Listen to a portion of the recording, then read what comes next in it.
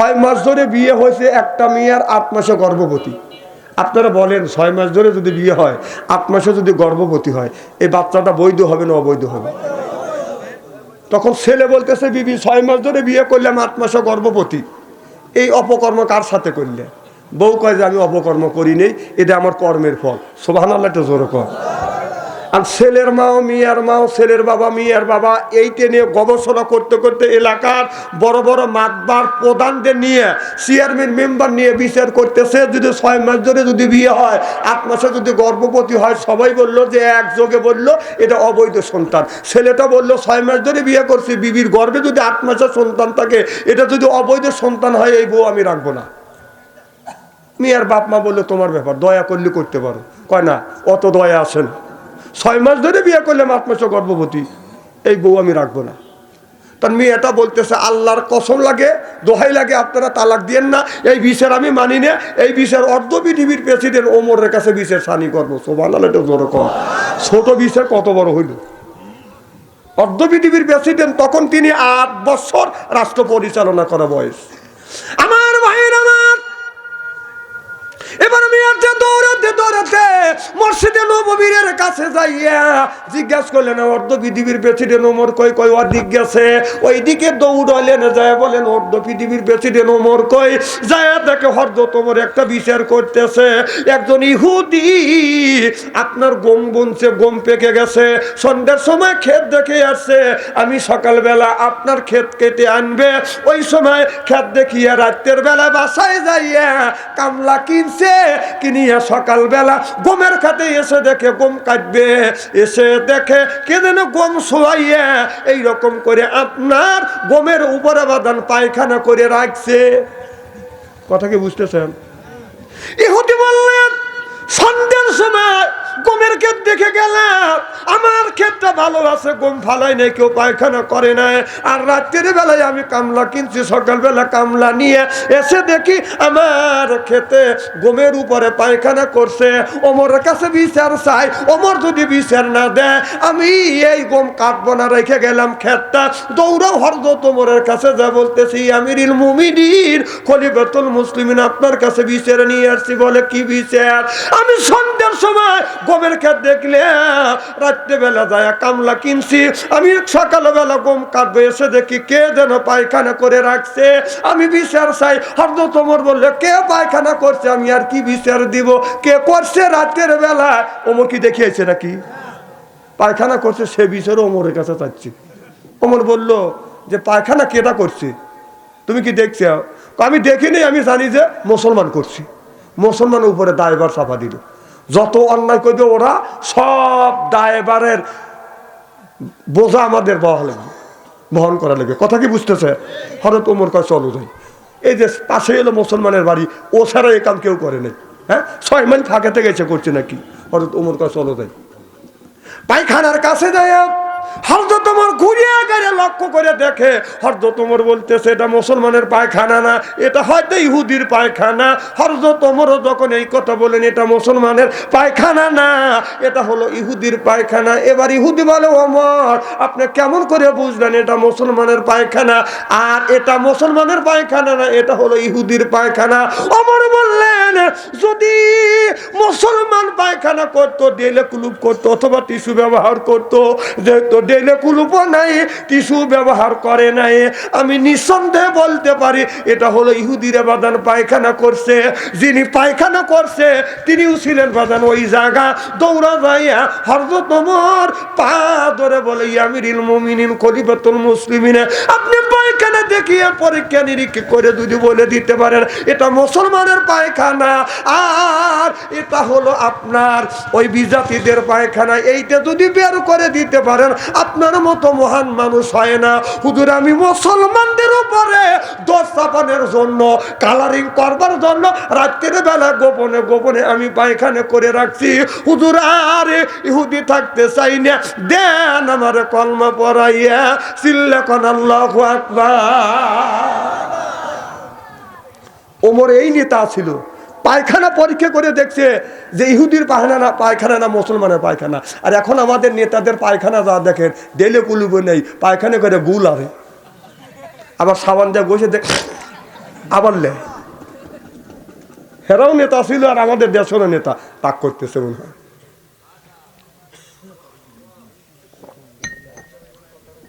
খুব খারাপ লাগতেছে মনে হয়, তাই না? না না, এই যে হক কথা যে বলি আমি, আমার ভাইরা, আমার মুসলমান ভাইরা, এবার মেয়েরটা এসে বলে আমিরুল মুমিনিন খলিফাতুল মুসলিমিন, আমি আপনার কাছে আসছি। কয় কি জন্য আসছো? বলে হুজুর 6 মাস ধরে বিয়ে হচ্ছে, আমার পেটে 8 মাসে বাচ্চা। আমার শ্বশুর বলে অবৈধ সন্তান, শাশুড়ি বলে অবৈধ সন্তান, আমার মা বাবা বলে অবৈধ সন্তান, এলাকার প্রধানেরা চেয়ারম্যান মেম্বারও বলেছে অবৈধ সন্তান। হুজুর আল্লাহর কসম করে বলতেছি এটা আমার বৈধ সন্তান। হযরত ওমর বলল মা চলে যা, আগামীকাল 10টার সময় এর বিচার করা হবে। হযরত ওমর বাজান এই খবরটা যখন পাঠা দিলেন, এলাকার মানুষ রেডি হয়ে গেল কিভাবে হযরত ওমর বিচার করে। আমরা বিচার করছি 6 মাস ধরে বিয়ে হচ্ছে, 8 মাসে গর্ভবতী হলে এটা অবৈধ সন্তান। হযরত ওমর কেমন করে বৈধ বলে ঘোষণা করে এটা তো আমরা দেখব। সারা রাত চলে গেছে, হযরত ওমর বাজান আপনার ফয়সালা আনতে পারে না। হযরত ওমর মনে মনে চিন্তা করেছেন আল্লাহর নবী বলেছে আনা মাদিনাতুল ইলমি আলিমুম বাবুহা, আমার নবী বলেছে আমি নবী ইলমের শহর, আলী হলো তার দরজা। তোমরা যদি কোনো মাসালা ফয়সালা না আনতে পারো আলীর কাছে যাও, আমার আলী ফয়সালা করিয়া দিবে। চিল্লাকান আল্লাহু আকবার।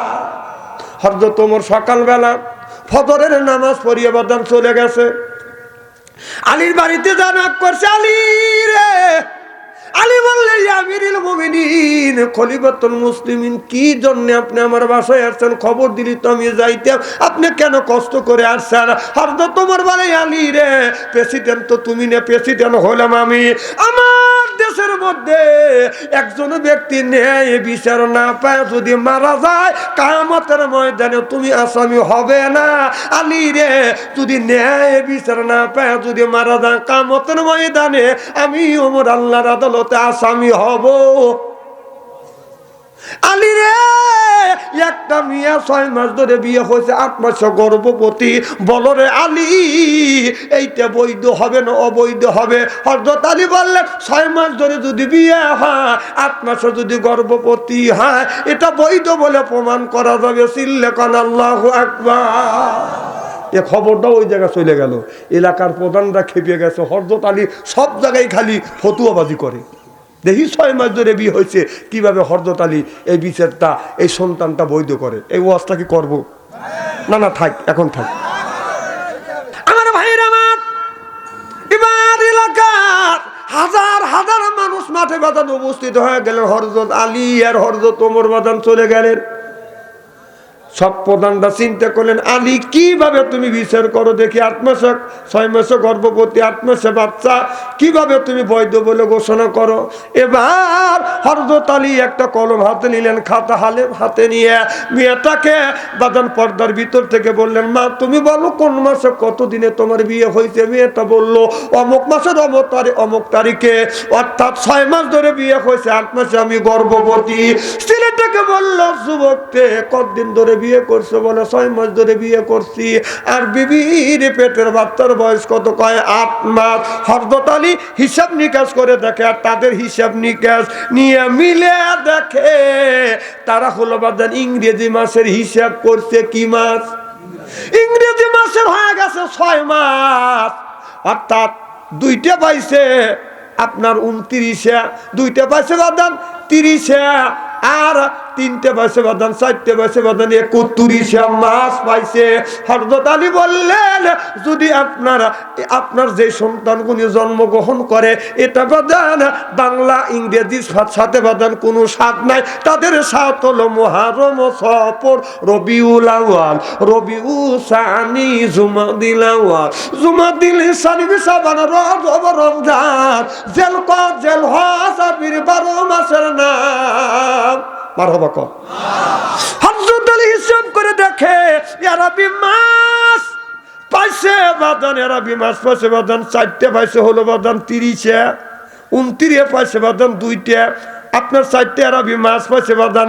আরবি মাস হয়েছে বাদান আপনার হলো আপনার ওই 4টা 30 মাস পাইছে 4টা 29 মাস পাইছে বাদান আপনার 2টা এই হলো 6টা হযরত আলী হিসাব করে দেখে চাঁদের দিকে বাদান হলো আপনার 8টা চাঁদ কথা কি বুঝতেছেন 8টা চাঁদ এটা এখান থেকে হযরত আলী বলল আপনার চাঁদ যদি 8টা হয় আর ইংরেজি বাংলা মাস যদি বাদান 6টা হয় 8টা যদি চাঁদ হয় আর ইংরেজি বাংলা মাস যদি বাদান 6টা হয় আরবি মাসের ওই মুরে যদি 5টা দিন পায় আর এই মুরে যদি 3 দিন পায় অথবা 4 দিন পায় তাহলে চাঁদ হলো 8টা মাস হলো বাদান 6টা নিঃসন্দেহে এটা হলো বৈধ সন্তান সুবহানাল্লাহ বললেন না আর যারা বিজ্ঞান ডাক্তার আছেন তাদের থিওরি হলো আপনার 21 দিনে বাদান তাদের হলো মাস কয় দিনে মাস ডাক্তারদের 21 দিনে মাস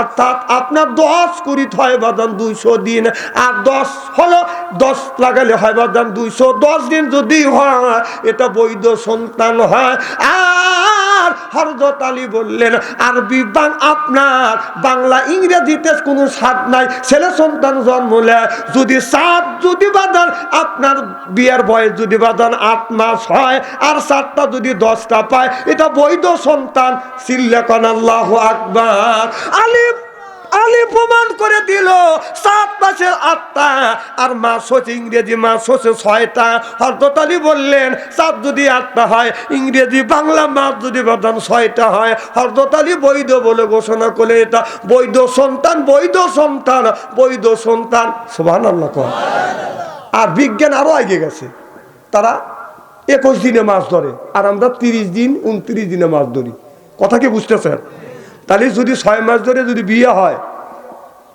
আর 8 মাসে যদি গর্ভবতী হয় এটা অবৈধ হইতে পারে না এটা হলো 1 কোটি বার 2 কোটি বার বৈধ সুবহানাল্লাহ আল্লাহ কয় বান্দারে কোরআন শরীফ দত বসে বসে পর তারপরে তুই মর আমি আল্লাহ এতই কি তোমাদের পর তোমাদের জন্য রেখে দিছি আমি আল্লাহ তোমাদের বানাবো হুর পরিদের বার এই জন্য কোরআন শরীফ ধরি বসে বসে পড়ি তারপরে যদি মরি মুখে যদি রাখতে পারি দাড়ি ছাড়িয়ে দিতে পারি নির্বাচনের সিগারেট আর বিড়ি আল্লাহ কয় বেহেশতে দিব আমি পাও টিপে দিবে হুরি আর নুরি সুবহানাল্লাহ বললেন না যারা খায় গাঁজা আল্লাহ দিবে সাজা যারা খাবে মদ তারা হারাবে জান্নাতের পথ যারা খাবে গুমরাই করে ভুল যারা খাইবে বাদান সিগারেট তাদের নাই মুখের বেরেক যারা খায় বিড়ি ওদের ইমানে ধরবে কিরি বিড়ি যারা খায় তাদের হাত দিয়ে গন্ধ মুখ দিয়ে গন্ধ দাড়ি দিয়ে গন্ধ টুপি দিয়ে গন্ধ জামা দিয়ে গন্ধ চাদর দিয়ে গন্ধ লেবে দিয়ে গন্ধ বালিশ দিয়ে গন্ধ আমার হয় সন্দ ওর বউ থাকে কান্দে রে আল্লাহ রে জোর কন ঠিক কিনে টাটকা বিড়ি খায়া বর মুখের কাছে যখন মুখ লেয় বউ খালি মুখ ঘুরোয় না স্বামী তো বর মুখের কাছে মুখ লিবেই এখন বউ খালি মুখ ঘুরায় স্বামী কয় আমি তোমার মুখের কাছে মুখ লেই তুমি মুখ ঘুরাও কারণটা কি বউ কয় লজ্জাও করে শরমও করে এই মাত্র টাটকা বিড়ি খায়া আমার মুখের সাথে মুখ লাগাইছো তোর পাশার চাইতে তোর মুখের গন্ধ বেশি না ব্রাশ করতে পারো না বউ কষ্ট দাও এইটি আবার খায় খাবার টয়লেটের মধ্যে যা খায় নাকি আবার ইদানিং দেখছি যারা পান খায় 70% মানুষ টয়লেটে যা পান খায় আর টয়লেট করে না তাই যদি না হয় টয়লেটের মধ্যে পিক পাইকে তাই নিশ্চয়ই ঘটনা ওখানে ঘটে আমি চিন্তা করলাম এই কাজ করে কি তালে রইলাম দেখে যে এক বুড়া বের হচ্ছে কম কই গেছিলাম কয় টয়লেটে কম মুখ লড়ে কাকা হুজুর পান খাচ্ছি কম ওই জায়গা যা পান খায় কা হুজুর পান না খালি আমার ডেলিভারি হয় না তাহলে বোঝা গেল এই মুহূর্তে পান খাওয়ার ওর মধ্যে ডেলিভারি করো না খবির জায়গা পান যদি জায়েজ মনে করে খাও তাহলে একটা পানের বোটা নিয়ে গু তুলে সুর মনে করে বড়া মানে এখন কিনে করতেছে খাওয়ার সময় একরা চেকরা খাও গু খাও ঠিক কিনা বলুন এইগুলি খাওয়া বাদ দাও হালাল জিনিস ওই জায়গাটা খায় আমার ভাইরা আমার মুসলমান ভাইরা আল্লাহর হাবিবের উম্মতেরা ভালো করে লক্ষ্য করে শুনুন আল্লাহ বললেন ইন্নাল্লাযী আল্লাযিনা আমানু ইন্না মানে নিশ্চয়ই আল্লাযিনা যারা ঈমান আনবে ওই আল্লাহর উপরে ওয়া আমিলুস সালিহাত আর যারা নেক কাজ করবে নেক কাজের মধ্যে নামাজ আছে রোজা আছে হজ আছে যাকাত আছে কুরবানি আছে ভালো ভালো কাজ আল্লাহ নেক কাজের মধ্যে বদান ঢুকো দিয়েছে আমার ভাইরা আমার যারা এক নাম্বার নামাজ পড়বে দুই নাম্বার নেক কাজ করবে আর নেক কাজের মধ্যে নামাজ রোজা হজ যাকাত সবকিছু ঢুকে গেছে এই মানুষটা যখন জান্নাতে যাবে ৭০,০০০ হুর আসবে রিসিপশন করে জান্নাতে নিয়ে যাবে চিল্লাকান আল্লাহু আকবার এই এত সুন্দর চেহারা এক একটা মানুষ যখন জান্নাতি হবে একা একা যাবে না প্রত্যেকটা মানুষকে আল্লাহ ৭০টা করে বউ দিবে কয়টা আরো জোরে জোর হইল না মা বোনেরা শুনুক ৭০টা বলে হবে নি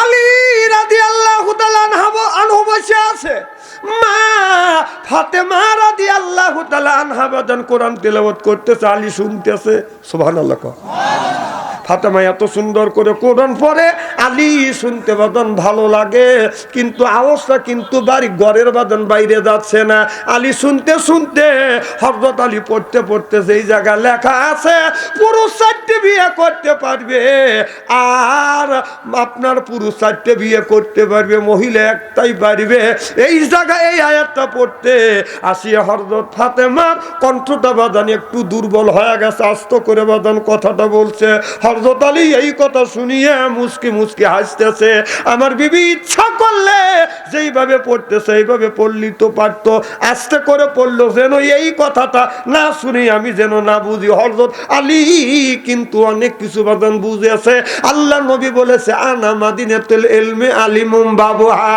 আমার নবী বলেছে নবী ইলমের শহর আলী হলো তার দরজা চিল্লাকান আল্লাহু আকবার হযরত আলী সব বুঝলেন আর ফাতেমা আস্তে আস্তে যখন ওই জায়গা যখন শব্দটা আস্তে আস্তে যখন বলছে হযরত আলী মুস্কি হাসি দিয়েছে ফাতেমা কোরআন তিলাওয়াত করতেছে আলীর দিকে তাকা দেখে আলী মুস্কি মুস্কি হাসতেছে ফাতেমা কোরআন পড়া বন্ধ দিয়ে বলে স্বামীরে আমি কোরআন পড়তেছি আর তুমি কোরআন পড়া দেখে মুস্কি মুস্কি হাসি দিচ্ছ আমার কোরআন পড়ার মধ্যে কি ভুল আছে হযরত আলী বলে বিবি রে তোমার কোরআন পড়া ভুল না খুব সুন্দর লাগে তবে একটা জায়গা আসিয়া তুমি আস্তে আস্তে তেলাওয়াত করলে কারণ কি তুমি ওই জায়গা কি বোঝো বলে হ্যাঁ আমি বুঝি আলী কয় আমি বুঝি সুবহানাল্লাহ জোরে কয় ফাতেমা বলল স্বামী রে কি বুঝলে বলে বিবি রে আয়াতের অর্থ হলো পুরুষ ৪টে বিয়ে করতে পারবে নারীরা ৪টে বিয়ে করতে পারবে না হযরত ফাতেমা বলে দুনিয়ার নারীরা সব ভাগ দিতে পারবে কিন্তু স্বামীর ভাগ কেউ দিতে চায় সে ৭০টা হুল্লে দেবে সাহেব শুনুক শুনুক একদিন আমি হুরের ওয়াজ করছি আমার বিবি শুনছি শুনে আমি যে বাদ দিয়েছি খালি মাথা বানা দিচ্ছে এরকম করে আবার পাও টেপে কোন লক্ষণ তো ভালো বুঝতেছি তখন মাথা বানাচ্ছে চুল টানতেছে আর আরামই লাগতেছে তো গুম গুম আইসি আবার কেনে দিয়ে গুঁতো মারল কম গুঁতোগুতি করো কে কয়ে একটা পুরুষের বাঘে কি ৭০টা করে বউ দিবে কম দিবেই তো ওর আর গম হইতেছে না তা আমাকে বলতেছে হুজুর আপনাকে কেউ দিবে কম দিবেই তো হুরের জন্যই তো আমি এত কিছু করি নামাজ কালাম রোজা পড়ি যাও তাহলে তুমি হুরের ওয়াদের সময় তোমার পেশা পাইছে যাও ধো কাপড় জানি নষ্ট না হয়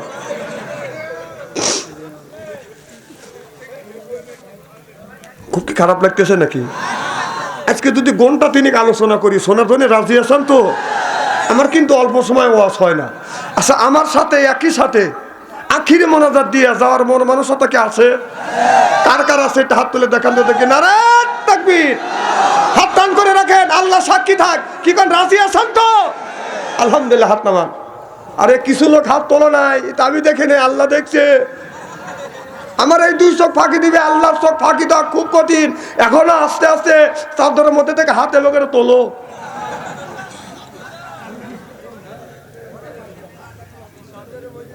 কি যেন বলতেছিলাম, হুর। আমার ভাইয়ের আমার, স্বামী স্ত্রী বসিয়ে নামাজ পড়তেছে, স্বামী আল্লাহর কাছে হাত তুলে মোনাজাত করতেছে, আল্লাহ আমি নামাজ পড়ি, রোজা রাখি, হজ করি, নবীর তরিক অনুযায়ী চলি, আল্লাহ এর বিনিময় আমাকে আপনার হাসরের ময়দানে সুন্দর একটা তুমি জান্নাত দিও, আর জান্নাতের ভিতরে আল্লাহ তুমি আমাকে একটা হুর দিও। বউ এতে শুনছে, শুনে বলতেছে হুর কাক কয়?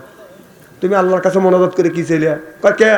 আল্লাহর কাছে একটা জান্নাত চাইছি, আর জান্নাতের মধ্যে হুর চাইছি। কয় হুর কাক কয়? কয় তোর মতন কালি আমার মহিলা না, তোর সাথে 70 গুণ রূপবতী, 70টা বউ চাইছি। বউ কয় যে কে রে, রান্না বাড়া করে খাওয়াই আমি, আর ও চাই হুর। বউ নামাজ পড়ে আল্লাহর কাছে হাত তুলে মোনাজাত করতেছে, নামাজ পড়ে রোজা রাখি, তোমার হুকুম মানি, নবীর তরিক অনুযায়ী চলি, আল্লাহ এর বিনিময় তুমি আমাকে জান্নাত দিও, জান্নাতের মধ্যে একটা হুরো দিও। কিন্তু জামাই শুনে কে রে, হুরো কাক কয়? তোমার মতো কালিয়া ভাটা না, তোমার তোর 70 গুণ রূপবতী একটা জামাই চাই আল্লাহর কাছে। তখন স্বামী কয় হাত দে, দুজন হাত মিলে কয় হাত মিলে আজকে থেকে তোবা কর, আমি হুর চাবো না, তুই হুরো চাস দে। না, এক একটা পুরুষকে 70টা করে বউ দিবে। সুবহানাল্লাহ। যে বউ যার চেহারা এত সুন্দর চেহারা হবে, এই হুর এমন গুণপতি হুর যদি ভুল করিয়া যদি জমিনে যদি থুতু ফেলতো, তামাম পৃথিবীর মাটিতে আতরের মতন বাদান গিরান হয়ে যাইতো। আর আমাদের ঘরে ঘরে একটা করে হুর রয়ে গেছে, এই হুরের বালিশে নাক রাখা যায়। কথা কর না খেয়ে, তাহলে ওই হুর এমন হুর দিবে বাদান, তার থুতুতে থুতু ফেললে পৃথিবীতে আতরের মতন বাদান গেরান হয়ে যাইতো। আর আমাদেরও ঘরে ঘরে একটা করে বাদান হুর আছে। রাত্রেবেলা যদি শুয়ে থাকে, সকালবেলা বিরাজ না করলে মুখের কাছে নাক নেওয়া যায় না।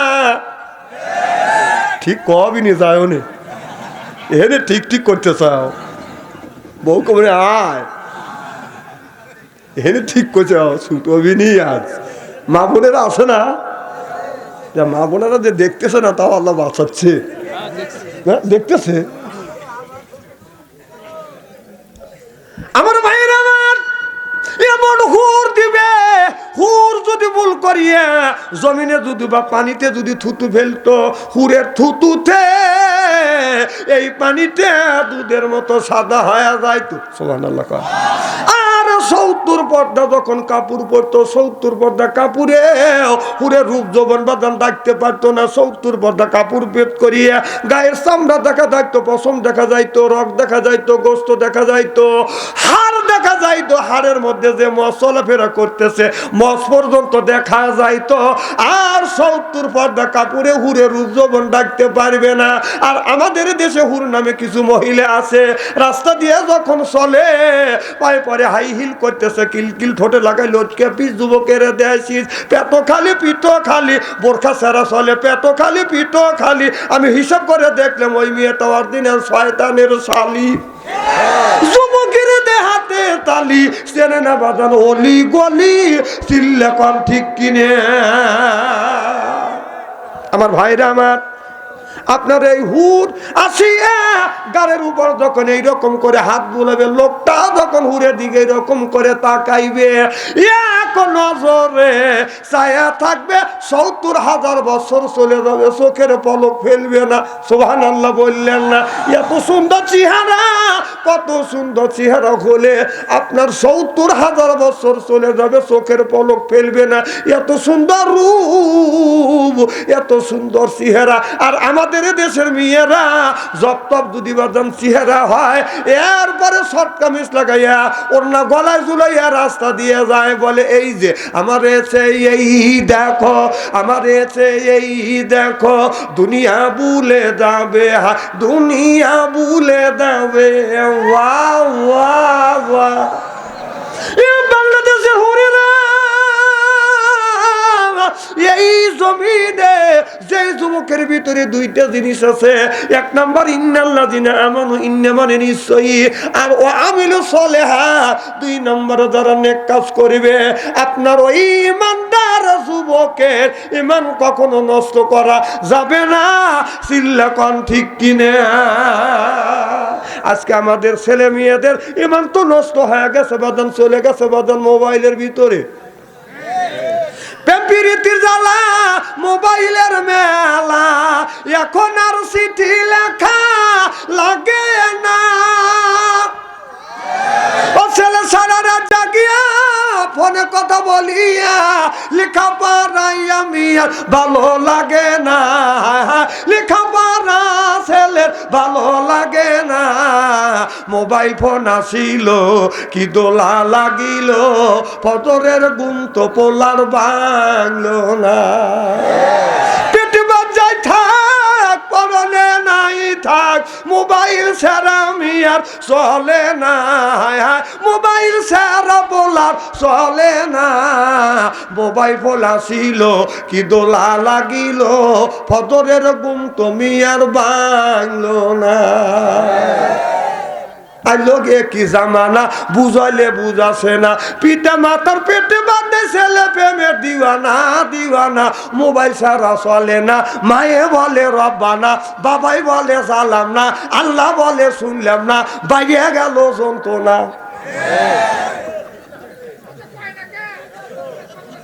না কথা কওয়া বলে না, না আপনার বলা লাগবে না, আমি বলা বলে। আপনাদের কি গ্রাম?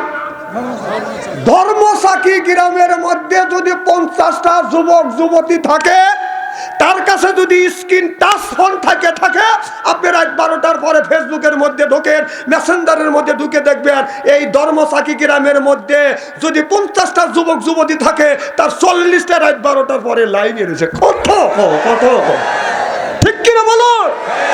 ও কি করতেছে? তাহাজ্জুদ নামাজ পড়ে, ও তাহাজ্জুদ নামাজ পড়ে মোনাজাত করতেছে। আপনি ভাবছেন যে ছেলে 9টার সময় ঢুকছে, 3:30 পর্যন্ত খোঁটটা যাচ্ছে, তাহাজ্জুদ নামাজ পড়ে মোনাজাত করতেছে। যাও বাবা, দেখেন কি বেহেশতে যার জন্য পাগল হয়ে গেছে। 3টে ছেলে হাতে স্ক্রিন টাচ ফোন কিনে দিছে, 3টে মেয়ের হাতে স্ক্রিন টাচ ফোন কিনে দিয়ে মসজিদের আগের কাতারে দাঁড়ায় বেবাচ্ছে রব্বানা আল্লাহ। এমনি ফ্যাক ফ্যাক করে বেবা, তোর ফ্যাক ফ্যাক করে বেবানের 5 পয়সার দাম নাই। কত কম? তোর ছেলের হাতে, তোমার মেয়ের হাতে স্ক্রিন টাচ ফোন তুলে দিছ। তোমার মেয়ে তোমার ছেলে প্রেম করতে করতে, ভালোবাসা করতে করতে প্রেমের সেঞ্চুরি করে ফেলছে। কত কর না কে?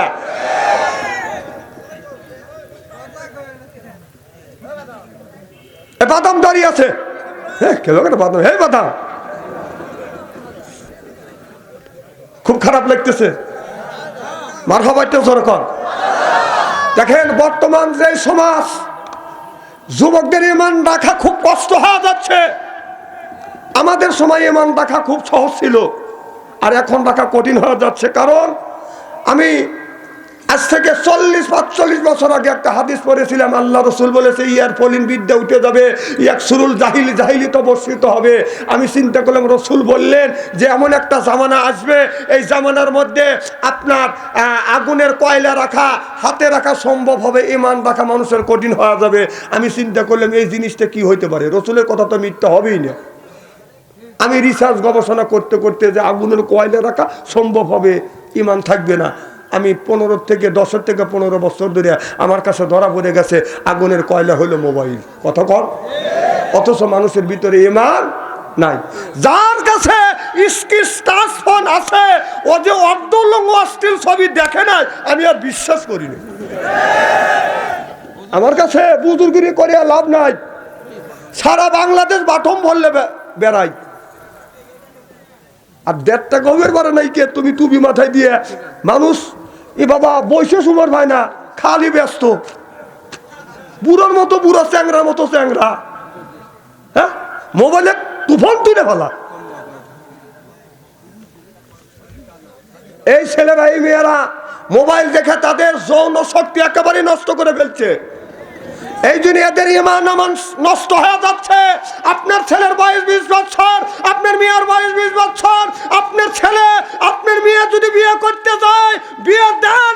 আল্লাহ বলেছেন ইন্না কায়দা কুন্না, এমন একটা জামানা আসবে এই জামানার মধ্যে আপনার এই জামানার মধ্যে শয়তানের ওয়াসওয়াসা থেকে বাঁচতে পারবে। দুষ্ট নারীর পিছনে বলে এই যুবক ঈমান রাখতে পারবে না, পারবে না। কথাকার আল্লাহ বললেন ইয়াকুনু ফুকারা, তোমার ছেলে যদি বিয়ে করতে চায়, মেয়ে যদি বিয়ে করতে চায়, বিয়ে করার বিয়ে দেওয়া আপনার উপরে ফরজ। যুবকরা কথা বল না কে? আপনার ছেলে বিয়ে করতে চাচ্ছে বিয়ে দেন, আপনার মেয়ে বিয়ে করতে চাচ্ছে বিয়ে দেন, একে বাঁচান। আর যুবকদেরও বলি, যুবক আজ এই ফোন আসে, যুবকেরা যুবকটিরা প্রেম ভালোবাসা করতে করতে প্রেমের সেঞ্চুরি করছে। ছেলের বাড়ি রংপুর, মেয়ের বাড়ি বরিশাল, আপনার চলাই শুধু বরকির পাল। মোবাইলে হয়েছে বাদান কথা, কোনোদিন হয় না দেখা, রাগ করে চলে গেছে ঢাকা, হয়ে গেছে বাদান দেখা, কিনে আনছে নাকের ফুল, মোল্লা দিয়ে করছে কবুল, হাতে হলো চুরি, করা যাবে না গোড়াগুড়ি, আপনার পরনে হলো লাল শাড়ি, এইতে হলো স্ত্রী, করা যাবে না মারামারি, বলে গেল বাচ্চু মিয়া আনসারি। এখন তো ঠিক কবে